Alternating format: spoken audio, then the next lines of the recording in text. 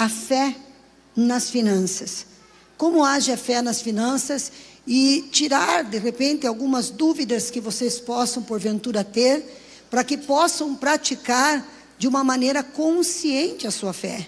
Porque se você não entende o que você está fazendo, a impressão que dá é que você está fazendo porque lhe é imposta uma obrigação. E tudo aquilo que a gente faz por obrigação, por imposição, por regra ou por regulamento, isso nós fazemos não com satisfação. E nós precisamos participar de toda sorte de bênção que Cristo preparou para nós em todas as áreas da nossa vida, mas precisamos acessar com alegria, com satisfação e com entendimento cada mandamento, cada ensino que o Senhor Deus traz através da Sagrada Escritura. Nós falamos nesta quinta-feira, eu trouxe essa mensagem e Deus falou para que eu trouxesse neste domingo a mesma palavra, para que aqueles que não estiveram aqui na quinta-feira possam aprender também, porque grandes são as bênçãos que o nosso Deus e Pai está preparando para nós nas regiões celestiais, e nós vamos acessá-las todas, em nome de Jesus. Tudo que é nosso, tudo que Deus preparou para nós, nós tomamos posse nessa noite. Diga assim: eu tomo posse, em nome do Senhor Jesus. Existe uma polêmica muito grande. Quando você abre a internet, então, você fica de boca aberta com tanta e tanta falácia de gente que não conhece a palavra, falando sobre o dízimo. Que dízimo é do Velho Testamento? O dízimo é do Novo Testamento? Não, não é do Novo Testamento. Então, se não é do Novo Testamento, eu não vou praticar o dízimo. O que é o dízimo? Eu não sei o que é o dízimo. E tem gente que diz que os pastores pedem o dízimo porque são ladrões, porque estão extorquindo a igreja, que Deus não pede, que Deus não fala. Então nós vamos na palavra hoje. E nós vamos entender, de fato e de verdade, nós não praticamos o dízimo judaico. Abra para mim lá na versão Ara, por favor, Malaquias 3:10. Malaquias capítulo 3:10. Trazei todos, o que está escrito aí? Os, quem? Dízimos. Não é o dízimo de tudo, é todos os dízimos. Não é o dízimo de tudo, é os dízimos, a casa do tesouro, para que haja mantimento na minha casa. Ok? Quando se fala, trazei todos os dízimos, é porque não é um só dízimo para o povo judeu naquela época. Naquela época, eles praticavam 3 dízimos. Era imposto para cada judeu, naquele tempo de Malaquias, nos tempos de Jesus, os 3 dízimos. Quais são os 3 dízimos? O primeiro dízimo dos judeus era chamado Maases Rishon. Que dízimo era esse? Era o dízimo que era entregue para os levitas. Os levitas. Quem são os levitas? São da tribo de Levi e foram separados para o serviço do templo. Então eles trabalhavam no templo como porteiros, eles trabalhavam no templo como músicos, como adoradores. Eles serviam para levar a luz até o candelabro, limpar lá fora o altar dos sacrifícios. Eles trabalhavam. Então o dízimo era entregue nas mãos dos levitas. Hoje em dia os judeus não praticam mais esse dízimo. Por quê? Porque eles não têm mais templo. O templo foi destruído e não tem mais ninguém servido no templo. Mas enquanto o templo estava de pé, já houve a divisão entre Roboão e Jeroboão, as tribos, Salomão morreu, Roboão, seu filho, foi escutar a imprudência dos homens e subiu ainda mais os impostos, a terra se dividiu e ali então o povo já parou com esse dízimo. o dízimo que se levava para os levitas, porque aí não tinham para adorar, porque 12 tribos foram para o reino do sul, né, norte, né, o reino do norte. É 10 tribos e meia, é uma tribo e meia e 10 tribos e meia, então alguém arredonda para 10 e 2, mas são tribos e meia.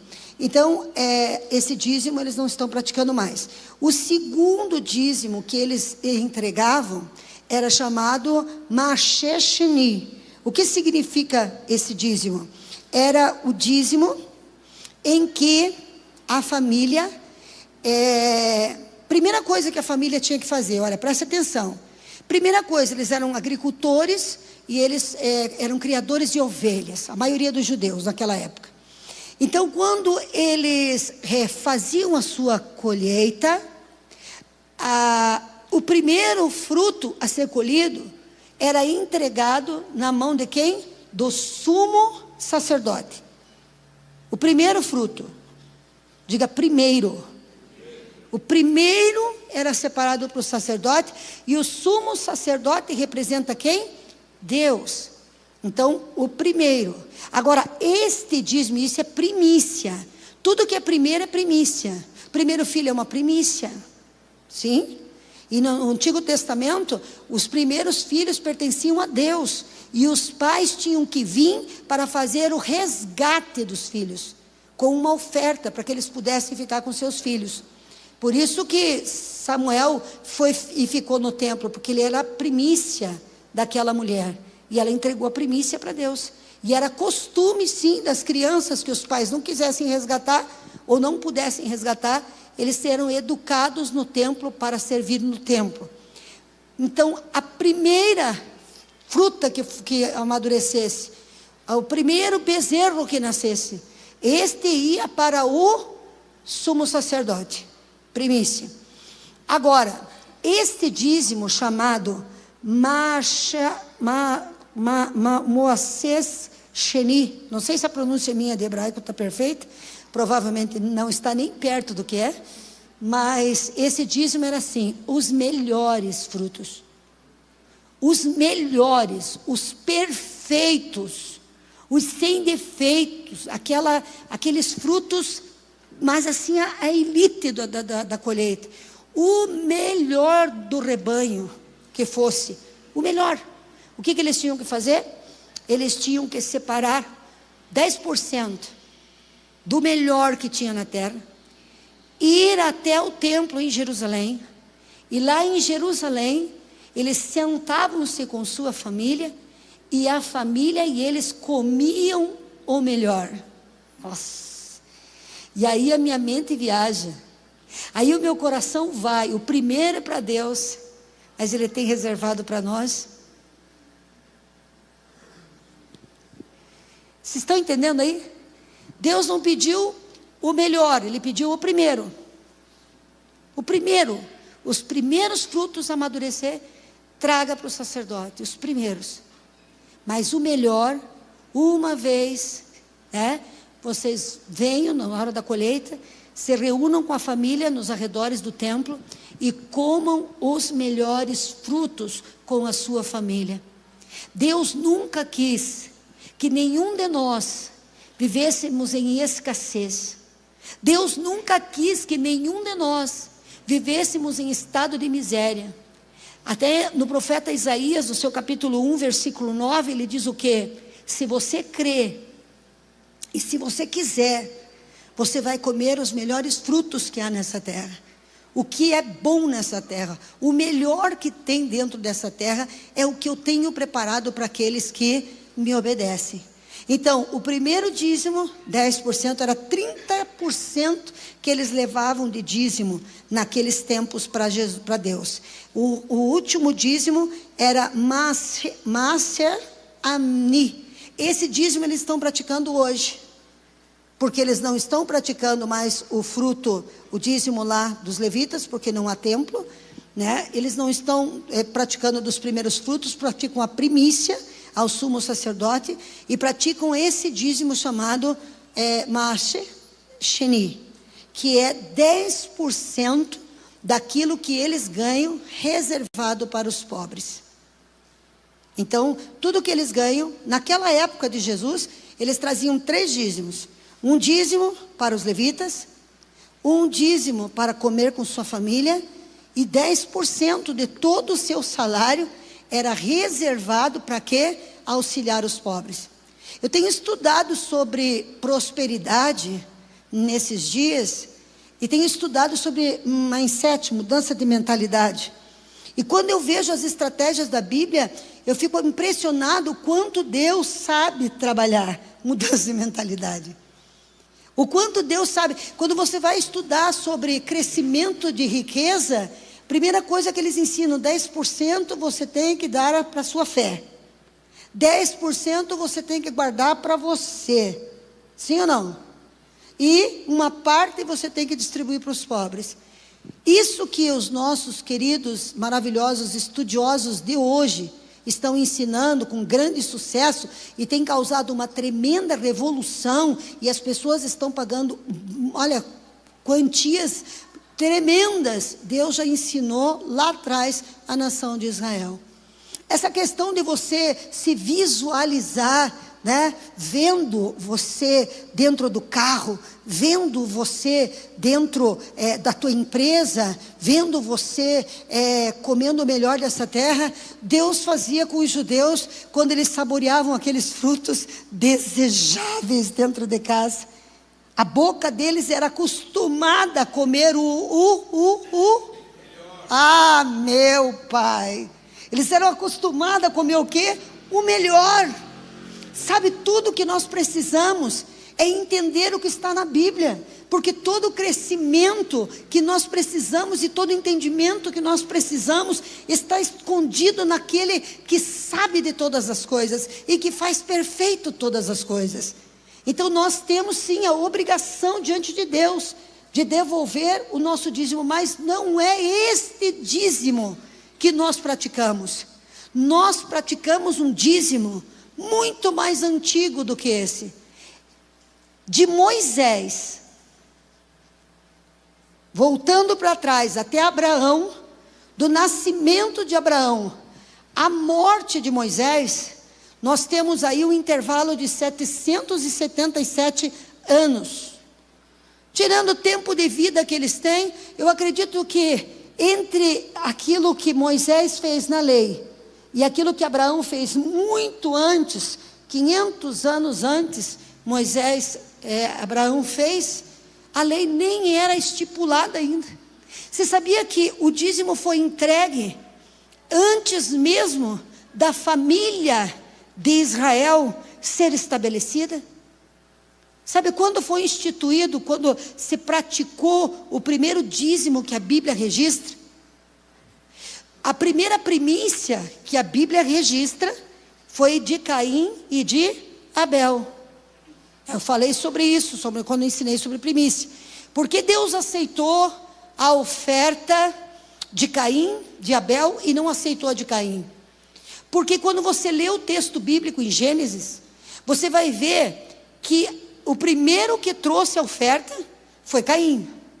Ele foi o primeiro a trazer a sua oferta. Mas quando ele trouxe a oferta, ele disse, depois de muitos dias, nos fins dos dias, quer dizer, no fim da colheita, ele pegou alguma coisa do fim da colheita e entregou para Deus.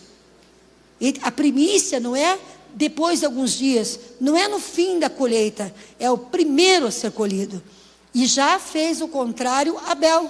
Demorou um pouco mais de tempo, e eu chego à conclusão de que ele estava esperando nascer aquele bebezinho, sem mancha, perfeito, né? E o primeiro, para que ele pudesse entregar para Deus, né? A primícia, eu já volto no dízimo, mas eu vou entrar aqui na primícia, porque eu tive uma revelação sobre primícia espetacular. Preste atenção aqui. Quando você entende que a Bíblia é um livro de códigos, e que a Bíblia não é para ser estudada, a Bíblia ela é revelada. A quem tem o Espírito do Senhor, lhe dá revelação acerca da sua palavra. E é por isso que muitas pessoas odeiam a Bíblia, porque pensam que a Bíblia é um livro de sangue, é um livro de condenação. E a Bíblia, desde a sua primeira página até a sua última página, é um livro de amor, de salvação, de bênção. E em cada festa, em cada celebração, tudo que você vê na Bíblia tem um sentido para o passado e uma profecia para o futuro. Te dou um exemplo, né? Vou dar um exemplo aqui, algumas festas. Por exemplo, a festa dos tabernáculos. Festa dos tabernáculos, o que eles faziam na festa dos tabernáculos? Eles tinham que, e até hoje eles fazem, essa festa acontece final de setembro, começo de outubro. Eu estive lá em Israel, na festa dos tabernáculos. A gente vê o povo israelense para fora das suas casas, dormindo em cabanas, em tendas. São milionários, são ricos, são pessoas, olha, que movimentam bilhões de dólares. E eles saem das suas mansões, saem dos seus apartamentos de luxo e vão acampar na rua, fora da cidade, com a sua família durante um período de tempo, né? Tudo bem, o que quer dizer isso? Primeiro, a festa dos tabernáculos, ela foi estabelecida para que o homem mais rico que possa ser, ele possa lembrar de onde Deus o tirou. Da onde Deus o tirou? Das tendas do deserto. Então eles saem daquelas mansões luxuosas, eles saem daquelas casas bilionárias, ricas, com conforto, e eles passam um tempo ali, para eles lembrarem que foi Deus que tirou eles das tendas. Porque se nós esquecermos de onde Deus nos tirou, nós não teremos o nosso destino concretizado. Nós temos que ter gratidão a Deus. E que mais? Futuro. Eu falei para você que toda festa fala do passado e profetiza o futuro. Tabernaculizou. Eu não sei se eu falo corretamente essa palavra, porque ela é meio difícil. Mas estava profetizando que um dia um Deus iria tabernaculizar conosco. E isso se cumpriu em Jesus. Ou no nascimento de Jesus, que ele fez uma casa, morou dentro, ou mesmo em nós hoje. Porque hoje nós somos o tabernáculo, o templo, aonde ele está dentro de nós. Ele fez um templo e habitou dentro de um templo. Depois saiu desse templo e veio habitar dentro de nós. A festa dos tabernáculos. A festa da Páscoa, por exemplo. O que é a festa da Páscoa? Quando nasceu a Páscoa? A festa da Páscoa nasceu exatamente na saída de Israel do Egito. Quando o povo saiu do Egito, haveria, preste atenção, gente, preste atenção, eu quero que vocês aprendam. Eu só quero que vocês aprendam, porque quem sabe vai subir para nível diferente. Então, quando eles estavam saindo do Egito, Deus enviou uma palavra. A morte vai tocar a terra e vai tocar os primogênitos. Os primogênitos é a glória. Os primogênitos naquele antigo tempo, eles eram os herdeiros da herança. Sim ou não? Quem sabe? Eles é que recebiam a herança. Os outros viviam debaixo do seu irmão, mas o irmão primogênito era o herdeiro. Ele era o herdeiro do trono, tinha dupla herança, o primogênito. Então, quando Deus fala que ia matar os primeiros do Egito, ele ia derrubar a glória e roubar a alegria do Egito. Mas ele fala à nação de Israel, preste atenção, meu povo. Ele diz à nação de Israel: peguem um carneiro, um cordeiro sem mancha, mate esse carneiro, prepare esse animal, não com tempero gostoso, mas com ervas amargas, que ele fique amargo, né? E comam durante toda a noite com toda a tua família, porque a casa que tiver a marca do cordeiro, essa casa eu não vou entrar. O que estava sendo uma saída do Egito, né? E depois, quando eles comemoram essa festa lá, e até hoje eles comemoram, em Israel eles comemoram apenas a festa da saída do Egito, mas eles não entenderam que essa festa estava profetizando que um dia nasceria um cordeiro que marcaria o coração deles e que a morte eterna assolaria a humanidade, mas o coração daqueles que têm a marca do sangue do cordeiro, esse não vai conhecer a morte. Quando Deus fala de primícia, a palavra primícia significa primeiro, não é verdade? Que deve ser entregue para Deus, o primeiro para Deus, depois para mim. A primícia, ela é poderosa. Ela é poderosa porque a primícia, ela reporta a uma santa primícia que nos foi entregue. Uma santa primícia que nos foi entregue. Quem foi entregue como primícia para nós? Jesus, meu filho. Jesus. Jesus é a primícia daqueles que dormem. O que é? O primeiro que foi ressurreto. Presta atenção, gente de Deus. Se vocês entenderem o que Deus quer dizer com essas coisas e o que nós estamos acessando ao praticá-las, uau, a tua vida muda. Você não vai fazer mais por obrigação, você vai entender, você vai praticar por amor. Toda vez que a primícia era entregue para Deus, é porque a oferta que Deus entregou para me salvar não foi a segunda, não foi a terceira, não foi a quarta, mas foi a primeira coisa que Ele fez, seu filho. O seu filho. Quando Deus veio para nos salvar, Ele não entregou um anjo, um querubim. Ele entregou o primeiro, a primeira criação de Deus foi seu filho Jesus, a primícia. E quando a primícia de Deus se manifestou, tabernaculizou entre nós, a Páscoa foi cumprida. Aleluia. Estou falando de primícia, estou falando de Páscoa, estou falando da festa de tabernáculos.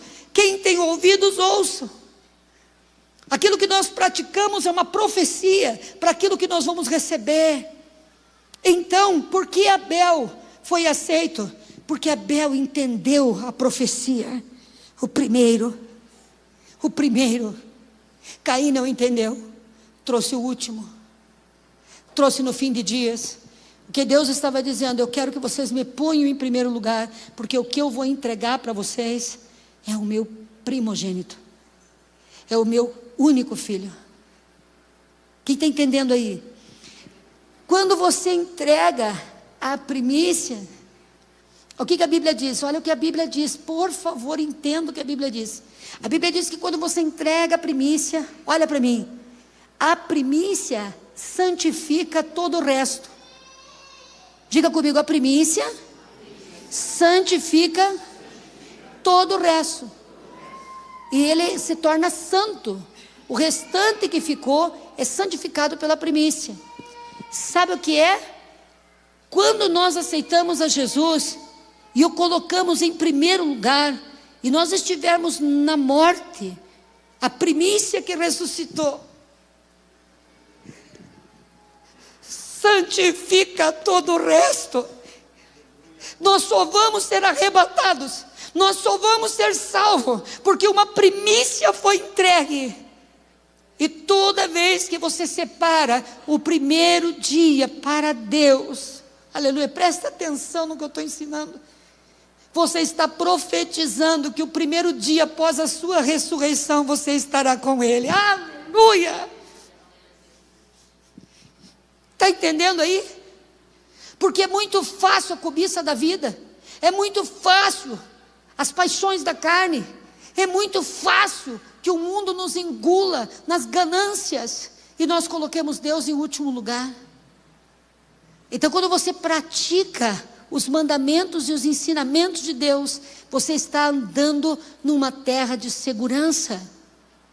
Você está lembrando: Senhor, para ti eu dou o primeiro, porque eu recebi o teu primeiro, e quando eu morrer, eu não posso ressuscitar a mim mesmo, porque eu tenho pecado, mas a primícia que veio do céu, a primícia dos que dormem, vão santificar os outros que dormiram, e eu serei arrebatado contigo. Tudo tem dois sentidos. O dízimo, você vê que é um PNL em Israel. Concorda comigo, Samuel? Esses 3 dízimos é uma mudança de mentalidade. E quando as pessoas realmente investem no pobre, quando as pessoas investem em religião, olha, eu vou dizer uma coisa, não é só a igreja. Se você for em todas as religiões, todas as pessoas têm que ofertar seu dinheiro, porque faz parte da vida humana, da natureza humana ter fé. Sem fé, você não vive. Então separa algo para a tua fé. Eu estava lendo um livro agora, separe algo para os deuses. Estava lendo O Homem Mais Rico da Babilônia. Separe uma parte para os deuses, uma parte para os pobres e uma parte para você ter aquilo com que você vai investir. Então isso é bíblico. Agora, o dízimo que nós praticamos foi o dízimo que Abraão praticou. Quem sabe a história desse dízimo? Deixa eu ver onde é que está aqui. Gênesis 14, 18. Gênesis 14, 18. Preste atenção. E Melquisedeque, rei de Salém, trouxe pão e vinho, e ele era sacerdote do Deus Altíssimo. Volta no 17 lá. Após voltar Abraão e ferir Quedorlaomer e os reis que estavam com ele, vamos ler para você entender o texto, vai para baixo. Saiu-lhe de encontro o rei de Sodoma no vale de Savé, que é no vale do rei, desce. E Melquisedeque, rei de Salém, trouxe pão e vinho, e era sacerdote do Deus Altíssimo, desce. Abençoou ele Abraão e disse: bendito seja Abraão, pelo Deus Altíssimo que possui os céus e a terra, abaixa. E bendito seja o Deus Altíssimo que os entregou aos teus adversários na tua mão. E tudo lhe deu Abraão o dízimo. Espera aí. Se você for ler essa história inteira, preste atenção aqui. O que acontece? 4 reis, 4 exércitos, lutaram contra 5 exércitos, derrotaram quantos exércitos? 5 exércitos. De quantos povos? 5 povos. E levaram a toda a cidade de Sodoma e Gomorra como escravos. As crianças, os homens, as mulheres e toda a riqueza de Sodoma e de Gomorra, eles levaram para cativeiro. Todo mundo virou escravo e aquilo virou uma tristeza. Sorte de Sodoma, nesse dia, que o sobrinho de Abrão, Ló, foi sequestrado junto, foi levado como escravo junto. E chegou a notícia a Abrão que o seu sobrinho Ló estava preso pelo exército que venceu os 5 exércitos. Agora olha aqui para mim, preste atenção. Abraão tinha 318 pessoas que moravam na sua casa, que trabalhavam para ele, que eram seus servos. Vou te mostrar o sentido disso aqui, espiritual e no futuro. E Abraão sabia, ele tinha absoluta certeza, ele nunca entrou em guerras, ele não vivia em guerra, ele não era um exército, ainda não havia nascido nem o seu filho primogênito, então ele não era uma nação, ele não era envolvido com guerra, mas ele foi para a guerra, e ele não foi com 5 exércitos, que já haviam perdido para esses 4, ele foi com 318 homens, ele foi com aqueles homens que eram pastores de ovelha, aqueles homens que eram peregrinos do deserto, ele colocou espada, colocou lança, não sei como é que foi que eles se armaram, e ele foi, ele sabia que ele não tinha expertise para vencer aquela guerra, ele sabia que ele não tinha autoridade de guerra para destruir quem já havia destruído 5 exércitos, mas ele entra naquela batalha, e o que aqueles 5 exércitos não puderam fazer, Abraão fez, e ele derrotou aqueles exércitos, e ali quando ele encontra o rei de Sodoma, o que tinha acontecido? Ele chega, e ele traz os despojos de guerra, todo o ouro que saiu de Sodoma e Gomorra, e das cidades que estavam por ali por perto, estava ali na presença dele, na frente dele, né? E o rei de Sodoma diz para ele assim: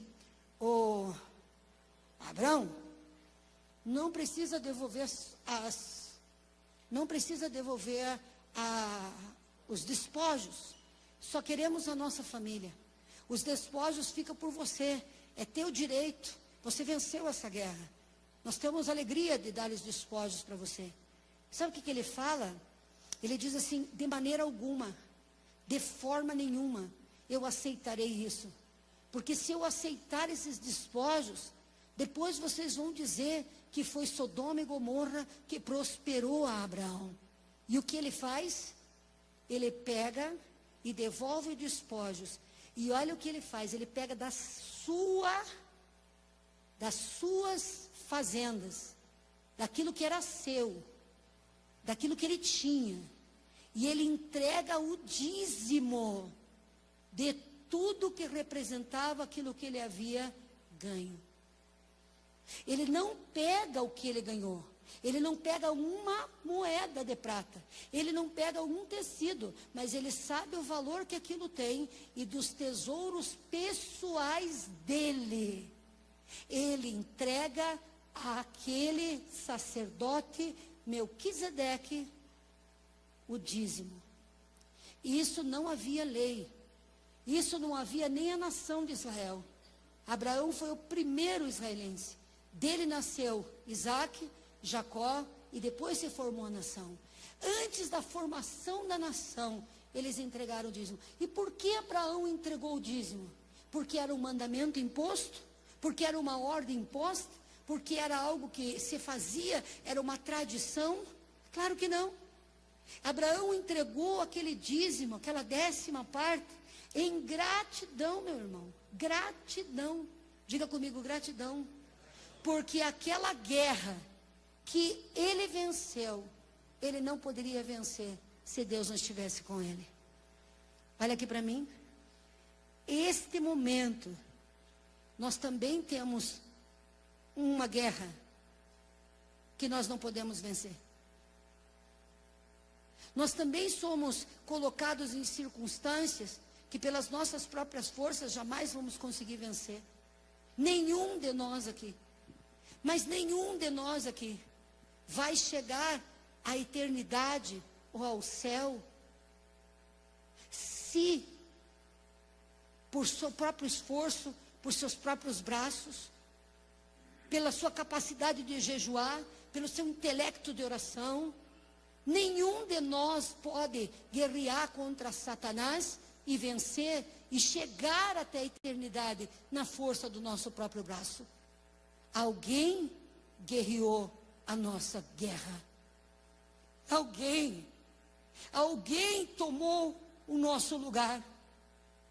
Alguém enfrentou todos os principados, todas as potestades, todas as obras das trevas. Alguém envergonhou Satanás, triunfou sobre ele, e pelo sangue desse alguém é que nós somos perdoados, sarados. Aleluia. Quando eu entrego a primícia, eu sei que foi por conta desse homem, que ele é a primícia dos que dormem. Ele nunca precisaria ter morrido, ele nunca precisaria descer à mansão dos mortos, mas ele desceu. Ele desceu porque me ama, ele desceu porque te ama. Deus deu o melhor que tinha porque nos ama. Então quando eu entrego a minha primícia, meu papai, eu estou entregando a Deus a minha gratidão. Eu estou pondo Ele em primeiro lugar, porque Deus me separou, Jesus, o melhor que Ele tinha por mim. E eu quero que a primícia dos que dormem me ressuscite no último dia, se eu estiver morta. E eu quero que, se Jesus voltar enquanto eu estou viva, a primícia de Deus venha levedar e tirar de mim aquilo que jamais eu conseguiria fazer. Eu não dizimo porque quero ficar rica, porque eu já sou rica. Eu já sou rica. Eu não dizimo porque eu quero que Deus multiplique as bênçãos sobre a minha vida. Não, eu não quero que Deus multiplique as bênçãos. Ele é dono de tudo e eu sou filha dele. E se Ele não me entregou alguma riqueza ainda, se Ele não me deu alguma vitória, porque Ele está preparando algo tão grande, tão maravilhoso, tão extraordinário, que até eu mesmo vou ficar assustada. Porque Ele sabe a hora certa de entregar o presente para nós. Mas Ele sempre vai entregar. Porque aquele que anda com Deus em todas as coisas é mais que vencedor. Quem fica dizimando, esperando que fique rico, é porque não entende que já é. A partir do momento que nós somos adotados em Cristo Jesus, tudo que Jesus conquistou naquela cruz é direito nosso e é nossa herança. Nós já somos mais do que ricos. Nós somos muito mais do que milionários. Tudo que você quiser, se você acreditar, você vai ter. Não existe nada impossível para a mente que Deus colocou em nós. Deus colocou aqui dentro da nossa cabeça uma mente extraordinariamente grande. Mas Ele tentou fazer com que essa mente grande entendesse seus princípios. Hoje, nós estamos com o Samuel trabalha mudança de mente também. É o que a gente ensina para todas as pessoas, não é, Samuel? Que tem que guardar, que tem que semear, que tem que ter fé. É o que ensina aquilo que a Bíblia já ensinava milhões de anos atrás. Não existe ninguém mais sábio do que aquele que criou o homem para ensinar e instruir o homem. Mas o que eu quero dizer para você, nesse domingo maravilhoso, nesse dia extraordinário, não faça as coisas por querer o que Deus tem, porque você não pode querer que Ele te dê aquilo que Ele já te deu. Você não pode exigir dEle aquilo que Ele já te deu. Ele não pode te dar mais alguma coisa, porque Ele já te deu tudo. Ele te deu Jesus, e junto com Jesus é tudo. Quando Abraão adora a Melquisedeque, a Deus através do sacerdote, e nós temos que aprender a conviver com isso. Deus levanta homens na nossa vida, que através desses homens mudam a nossa história. Deus levanta homens e mulheres na nossa vida que nos tiram, que é usado pela boca de Deus. Deus não fala para a pessoa quando ela está totalmente perturbada, endemoniada. A pessoa não consegue ouvir. Deus levanta pessoas para falar, pessoas para confrontar. São os sacerdotes do Deus eterno. E Deus, Ele disse, traga, porque é da boca do teu sacerdote.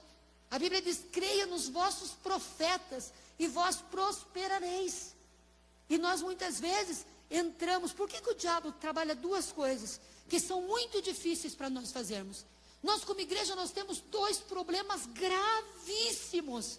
O primeiro problema gravíssimo que nós como igreja temos, é a dificuldade de orar. E o segundo problema gravíssimo que a gente tem, é a dificuldade de ofertar e de honrar um pastor. Nós temos muita dificuldade. E hoje, por exemplo, a humanidade está depravada. Porque se você escuta uma pessoa falando de um servo de Deus, de uma mulher de Deus, de um homem de Deus, eles falam como se fosse qualquer coisa, qualquer pessoa. O respeito e a honra desapareceu. E nós não percebemos que desapareceu da família do pai para o filho, desapareceu na escola do aluno para o professor. Sim ou não? Porque o inimigo, ele está destruindo essas coisas. E por que ele está destruindo essas coisas? Porque os céus, preste atenção, aprenda, olha para mim. Deus não pode fazer nada nessa terra. Deus não pode fazer nada nessa terra. Porque esta terra, Ele deu para os homens. Esta terra, Ele deu para os homens. Tudo o que Deus faz nessa terra, Ele faz por intermédio de alguém. Quando Ele quis tirar o povo do Egito, Ele não poderia simplesmente soprar um vento e tirar o povo do Egito? Poderia, mas Ele levantou um homem. Como é que é o nome dele? Moisés. Quando Deus quis salvar o homem, para que o homem pudesse receber novamente tudo aquilo que o homem havia entregue nas mãos do maligno por falta de conhecimento, falta de prestar atenção, porque Deus ensina, às vezes a gente não presta atenção. Preste atenção, Deus está ensinando, né? Quando o homem pecou, naquele instante em que o homem pecou e que entregou o governo, Deus deu a terra para nós, nós fizemos o que quisemos com a terra, entregamos para o inimigo, mas Deus nunca quis que Satanás governasse essa terra. Ele não deu essa terra para o demônio, Ele não deu essa terra para o inferno, Ele deu essa terra para os seus filhos, para os filhos dele, para que governassem, para que dominassem. Ele tinha que tirar o governo de Satanás. Ele fez de qualquer maneira, abriu a porta do inferno em espírito e chegou lá e tirou das mãos de Satanás a chave da vida e da morte? Claro que não. Sabe o que ele fez? tabernacularizou nesta terra. Entrou num corpo e nasceu como um homem. Entrou num corpo e nasceu como um homem. E ele, como homem, como carne, ele vai à cruz do Calvário, morrer naquela cruz, derramar o seu sangue para se tornar a primícia que vai nos santificar para a eternidade. Tudo que é feito nessa terra, Deus faz através de um homem. E nós muitas vezes caímos na conversa da pessoa independente, achando que nós podemos ser independentes, que nós podemos orar debaixo de uma árvore, mas uma árvore não tem autoridade de decretar uma bênção na tua vida. Eu posso buscar a Deus em qualquer lugar, mas quando eu honro aqueles a quem Deus colocou sobre mim, é da boca do profeta que vem a tua prosperidade. E é da boca do profeta que vem a segurança para que você vá para o céu próspero. Porque não adianta você prosperar e chegar no dia do arrebatamento, você não ter princípios. E não ter temor de Deus. Vocês estão entendendo aí? Então nós precisamos colocar as coisas em ordem. Tem uma revelação da Bíblia que Deus me deu, que eu fiquei assim, eu fiquei tonta. E vocês vão ver como tem lógica. Deus falou assim, Jesus falou assim, dos homens nascidos de mulher. Procura para mim lá, comunicação, e põe no telão. Dos homens nascidos de mulher, nenhum é maior que João Batista. Está lá, ó. Em verdade vos digo, entre os nascidos de mulher, ninguém é maior que João Batista. Tá, Jesus nasceu de um jegue. Jesus nasceu de uma gazela. Jesus nasceu de quem? De Maria. Maria é o quê? Mulher. Maria é mulher. O que ele disse aqui? Você acha que ele não sabia o que estava falando? Sabia o que ele estava falando, sim. E ele disse o quê? Dos homens nascidos de mulher, nenhum deles é maior que João Batista. Nenhum significa quantos? Nenhum. João Batista era perfeito? Não, João Batista não era perfeito. Jesus era quantas vezes maior que João Batista? Quantas e quantas vezes Jesus era maior que João Batista? João Batista, ele tinha uma função específica. Qual era a função específica? Batizar.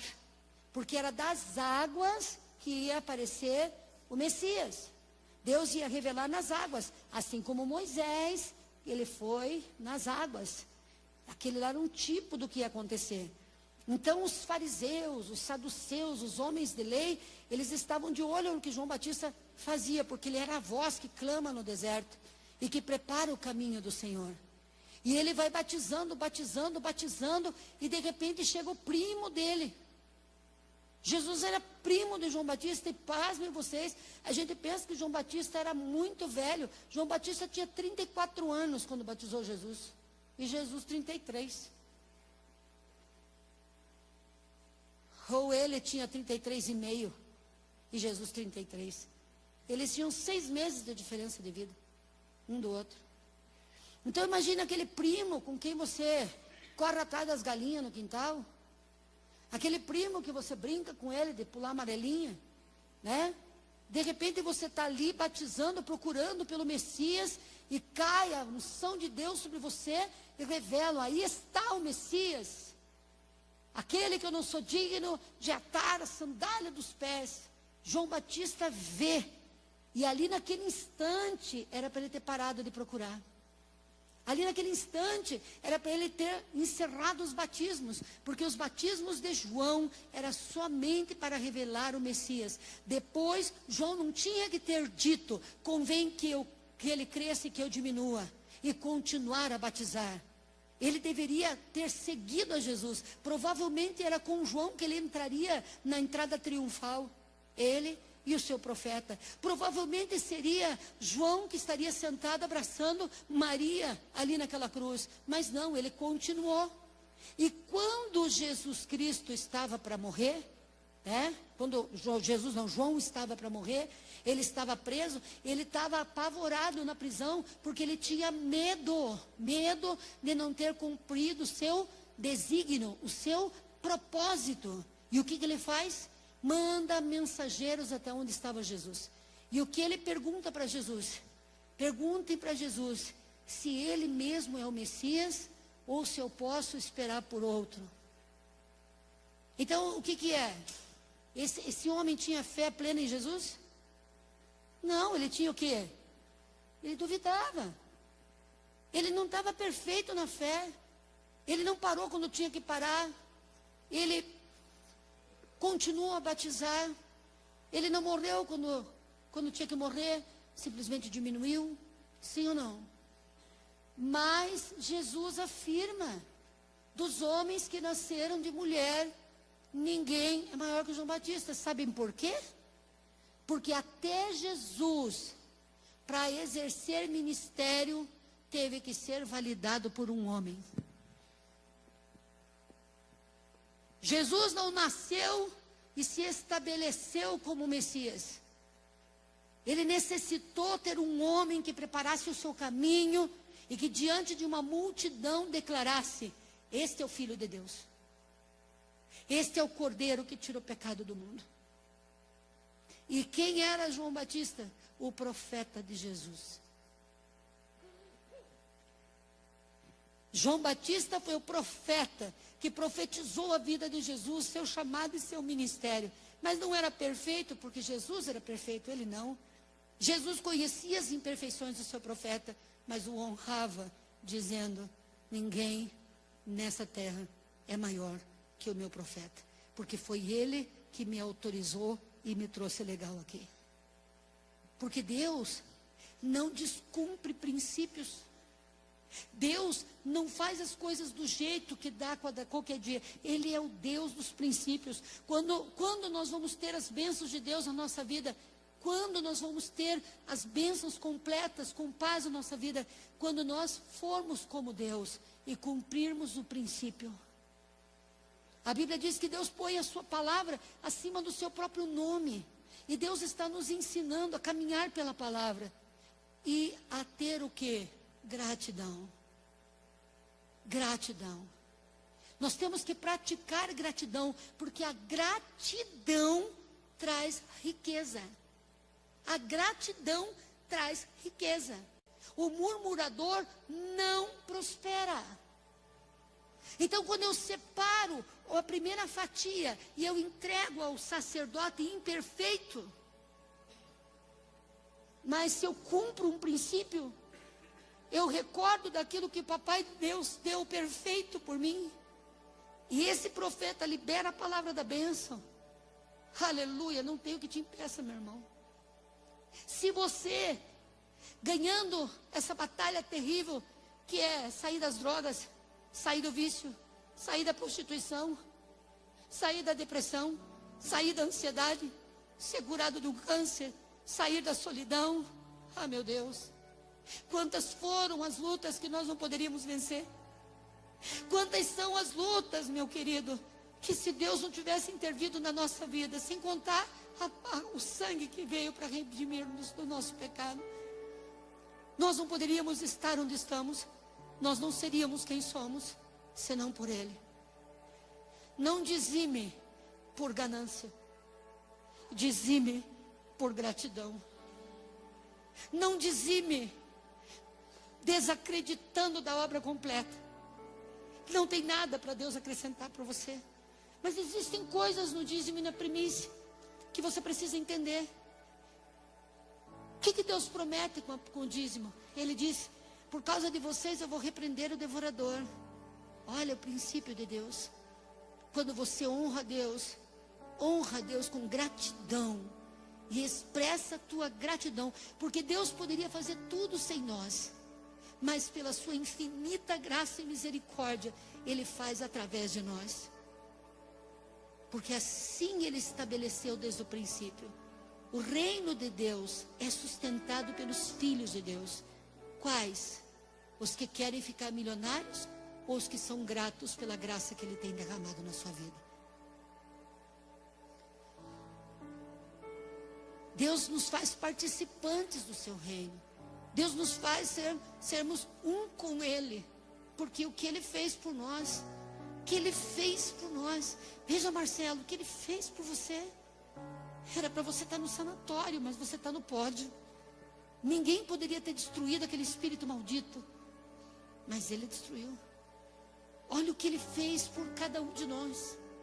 Dar a primeira fatia para aquele que Ele colocou como representante, como anjo da igreja, não vai alejar ninguém, pelo contrário, as portas do céu se abrirão. Nós tratamos os nossos sacerdotes como coisa comum, mas a Bíblia diz: aquele que honra o sacerdote prosperará pela boca do seu sacerdote e terá riqueza. É assim que Deus fez. Eu não sou nada para contestar com Deus. Eu não tenho que perguntar o porquê Ele fez dessa maneira. Eu só tenho que ensinar você. Porque se você entrar nos princípios, se você aprender a praticar, e toda vez que você separar a tua fatia da primícia, você dizer: muito obrigado, Senhor, porque o Senhor enviou teu filho para ser a primícia dos que dormem.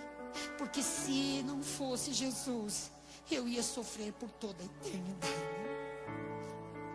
Se toda vez que você separar a primícia, você tiver esse coração, você está pronto para ser um milionário.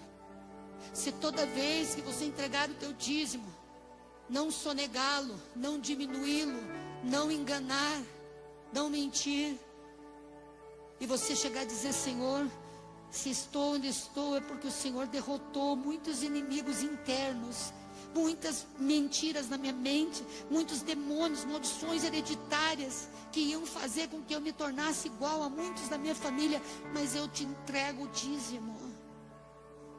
De gratidão, quem está entendendo aí? Gratidão, gratidão. E aí sabe o que a Bíblia diz sobre o dízimo? Olha para mim. A Bíblia diz que Ele vai abrir a janela dos céus. E janela serve para quê, meu povo? Para que serve janela? Janela é para você ter o quê? Visão. Quando Deus abre a janela, Ele te dá uma visão. E dessa visão é que você vai enriquecer. O que nós precisamos é de uma visão. Só os visionários prosperam. Só os visionários crescem.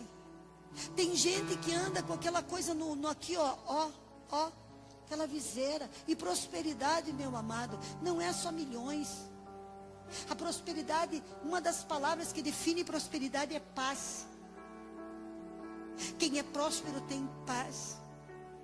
Tem gente que é rico e não próspero, porque o próspero desfruta em paz da sua riqueza.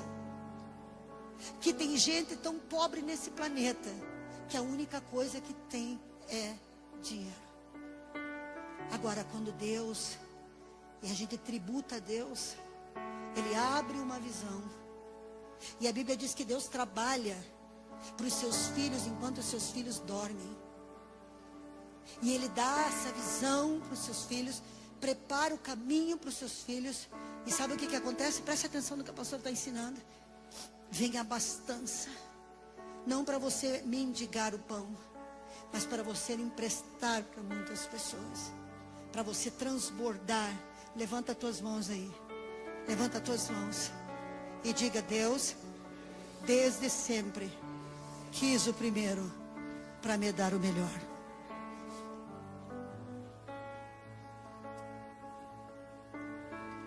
Deus quer que você coma com a tua família os frutos perfeitos.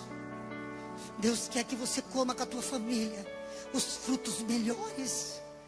Mas Ele quer que você o honre com a sua primícia e com o seu dízimo. Naquela época era o primeiro fruto. Nós não trabalhamos mais com lavoura. Então como nós fazemos? Nós dividimos o que ganhamos em 30. E o primeiro nós entregamos. Tem que ser orado por você. Tem que ter decreto da boca do profeta. Porque o que o profeta decretar, assim será. Assim será. Assim é. Porque assim estabeleceu o Senhor. Assim Ele viu que era bom. Pastora, mas e se o profeta for torto? Não importa, não existe profeta totalmente perfeito. Só tivemos um, o maravilhoso Jesus de Nazaré. Ele é perfeito. Ele nunca errou em nenhum dos seus caminhos. Ele é santo. Ele é digno. Sabe, eu vou terminar a minha participação na palavra de hoje falando com você. Conserte a tua vida, meu querido. Ponha Deus em primeiro lugar. Porque tem muitas vezes que nós dizemos que Deus está em primeiro lugar, mas não. A festa de aniversário, não fica todo mundo olhando na mesa quando uma pessoa vai cortar o primeiro pedaço? Não fica todo mundo olhando na mesa para quem será o primeiro pedaço? Para quem vai ser o pedaço? Para quem que a gente entrega o primeiro pedaço? Para quem? Para quem a gente entrega? Para aquela pessoa que esteve ao nosso lado naquele período. Talvez a gente entregue o primeiro pedaço num ano para alguém, no outro ano para alguém que naquele ano foi o teu sustento, foi o teu apoio, foi o teu braço, foi aquele amigo fiel, foi aquela pessoa. Eu já entreguei alguns primeiros pedaços. Quem já entregou alguns primeiros pedaços? E não entregou para as mesmas pessoas, concorda? A gente sempre encontra aquela pessoa que se destacou para nós. Ei, olha aqui, quando você separa a primícia, ei, o primeiro pedaço da bênção que Deus te deu, você entrega para quem? Para Deus. Você põe Ele em primeiro lugar. E quando você põe Deus em primeiro lugar, pode ter certeza, muitas coisas vão acontecer a partir daqui. Eu sei que vão. Amém? Eu sei que vão. E não vamos fazer isso por torpe ganância. Vamos fazer isso por adoração. Vamos fazer isso por amor. E aquilo que entrar, nós vamos usar para continuar fazendo o que já fazemos. Nós estamos vestindo quem não tem roupa, calçando quem não tem sapato, tratando quem está perdido, ajudando pessoas, estabelecendo o reino. Vamos levantar igrejas. Nós estamos sendo fiéis a Deus no pouquinho que temos. Mas eu profetizo que pelo poder do nome de Jesus, a minha casa vai ser próspera. A tua casa será próspera. Teremos em grande abundância, em nome de Jesus, e veremos o reino de Deus crescer através de nós. Levanta as tuas mãos e diga: Senhor, me dê sabedoria, em nome de Jesus, para eu entender e compreender a tua palavra, em nome de Jesus. Fecha os teus olhos.